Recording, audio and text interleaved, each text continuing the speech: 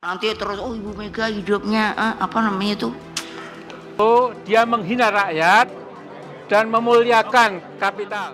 Dalam perjuangannya meraih posisi sebagai Presiden Republik Indonesia, Prabowo Subianto telah mengerahkan segala kemampuan untuk menduduki kursi RI 1. Namun di balik kesuksesannya, tidak sedikit orang yang sebelumnya dekat dengannya, kini justru berbalik menjadi lawan, bahkan menyerangnya secara terang-terangan.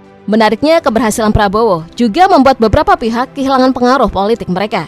Salah satu yang menonjol adalah Ketua Umum PDI Perjuangan Megawati Soekarnoputri yang kini kerap mengkritik kebijakan Prabowo, termasuk program makan siang gratis yang ia gagas sejak masa kampanye. Lantas siapa saja yang kini menjadi rival politik utama Presiden Prabowo? Katanya mau kasih makanan gratis. Bener kok, saya suruh ibu-ibu hitung 10.000 dapat teh apa? Sosok Anies Baswedan menjadi salah satu figur yang mencolok di luar lingkaran Presiden Prabowo. Mantan Gubernur DKI Jakarta ini pernah menjadi rival tangguh Prabowo pada pemilu 2024. Ketegangan antara keduanya bukan hanya disebabkan oleh persaingan politik, tetapi juga oleh kritik tajam Anies yang pernah memberikan nilai 11 dari 100 terhadap kinerja Prabowo sebagai Menteri Pertahanan dalam sebuah debat. Jangan di bawah 5, sebut aja berapa? 11 mas, dari 100. Menariknya, hubungan keduanya tidak selalu buruk. Pada 2017, Prabowo yang menjabat sebagai Ketua Umum Partai Gerindra bahkan mendukung Anies untuk maju dalam Pilkada DKI Jakarta bersama Sandiaga Uno. Saat itu, elektabilitas Anies sedang merosot akibat pemecatannya sebagai Menteri Pendidikan. Prabowo bahkan dikabarkan menggunakan dana pribadinya untuk mendukung kampanye Anies. Namun hubungan tersebut berubah ketika Anies tetap mencalonkan diri pada Pilpres 2024. Meskipun ada kabar bahwa keduanya memiliki kontrak politik yang seharusnya mencegah Anies menjadi rival Prabowo. Kini Anies tidak memiliki jabatan strategis dan kegagalannya mendapatkan dukungan partai besar seperti PDIP semakin memperburuk posisi politiknya. Persembahkan kepada rakyat ibu kota. Megawati Soekarnoputri, Ketua Umum PDI Perjuangan, juga menjadi salah satu tokoh yang sering berseberangan dengan Presiden Prabowo. Kritikan Megawati terhadap program makan siang gratis Prabowo menjadi salah satu indikasi ketidakharmonisan hubungan keduanya. Katanya mau kasih makanan gratis. Padahal di masa lalu hubungan mereka cukup erat, seperti saat Megawati dan Prabowo berpasangan dalam Pilpres 2009.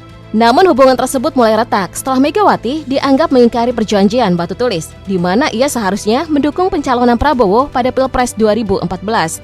Sebaliknya, Megawati justru mendukung Jokowi dalam 2 periode Pilpres, hingga akhirnya kembali melewatkan Prabowo pada Pilpres 2024.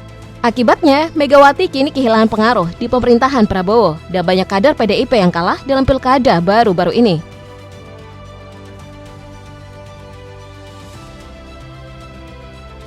Amin Rais, Ketua Majelis Syuro Partai Umat, juga kerap berseberangan dengan Presiden Prabowo.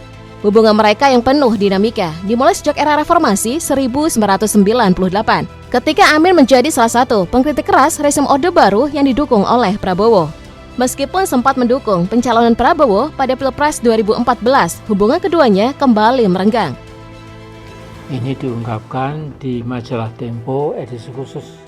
Ketegangan memuncak saat Amin secara terbuka mengkritik Gibran Rakabuming Raka, wakil presiden yang mendampingi Prabowo. Amin bahkan memperingatkan bahwa pemerintahan Prabowo akan kolaps jika Gibran tidak diganti. Kini posisi Amin di dunia politik juga terpinggirkan. Dengan partainya yang gagal masuk parlemen dan Partai PAN yang ia dirikan kini berada di bawah kendali Zulkifli Hasan. Dia menghina rakyat dan memuliakan kapital. Nama Basuki Cahayapurnama atau Ahok mungkin mengejutkan dalam daftar ini. Pada 2012, Ahok diusung oleh Gerindra untuk maju sebagai wakil gubernur DKI Jakarta mendampingi Jokowi. Namun hubungan mereka memburuk setelah Ahok keluar dari Gerindra tanpa pemberitahuan dengan alasan perbedaan pandangan soal RUU Pilkada.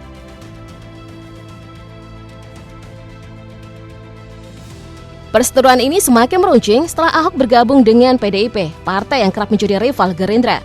Selepas kasus penistaan agama yang menjeratnya, Ahok kehilangan pengaruh politik dan bahkan tidak diusung oleh PDIP dalam Pilkada DKI berikutnya. Kini Ahok juga tidak lagi menjabat sebagai komisaris utama Pertamina. Yang di pengadilan, saya nggak tahu, tapi saya yakin kalau semua menyaksikan dengan Siapa yang menyangka jika Sandiaga Uno pun termasuk orang yang kini menjadi sosok yang tidak lagi berada di sisi Presiden Prabowo. Padahal jika kita mundur ke belakang, Sandiaga Uno pun menjadi salah satu sosok yang diusung oleh Gerindra untuk maju ke Pilgub DKI mendampingi Anies beberapa tahun lalu. Bukan hanya itu, karena kepercayaan Prabowo terhadap dirinya, Sandiaga Uno sampai ditarik untuk menjadi calon wakil presidennya di tahun 2019. Jadi seharusnya hubungan keduanya benar-benar sangat erat. Apalagi seperti yang kita ketahui, Sandiaga Uno dan Prabowo bersama-sama masuk dalam kabinet Indonesia Maju Presiden Jokowi. Namun sayang seribu sayang ketika kontestasi pemilu akan berlangsung di tahun 2024, Sandiaga justru hengkang dari Gerindra menuju Partai Persatuan Pembangunan. Tujuannya tentu untuk mengincar peluang menjadi calon wakil presiden. Namun sayangnya tujuannya tersebut tidak sesuai harapannya. Pasalnya, Partai Persatuan Pembangunan tidak berada di koalisi Prabowo, tapi justru ke PDIP.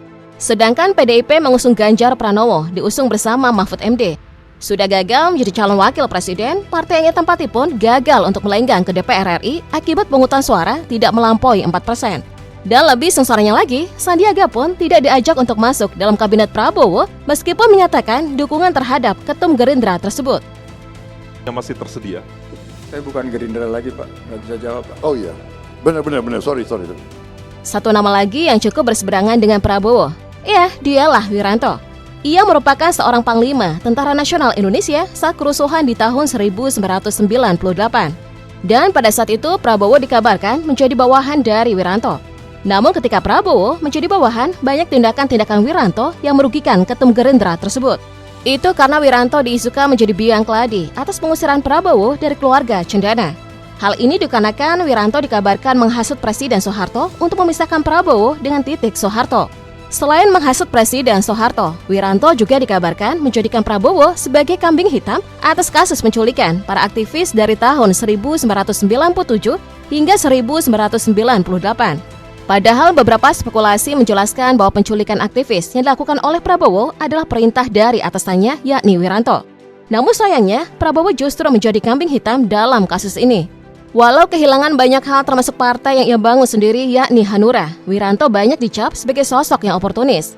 Bukan hal yang mengejutkan kalau ia mengklaim bahwa dirinya telah mendampingi 6 presiden berbeda, termasuk Presiden ke-8 Prabowo Subianto sebagai penasehat khusus presiden.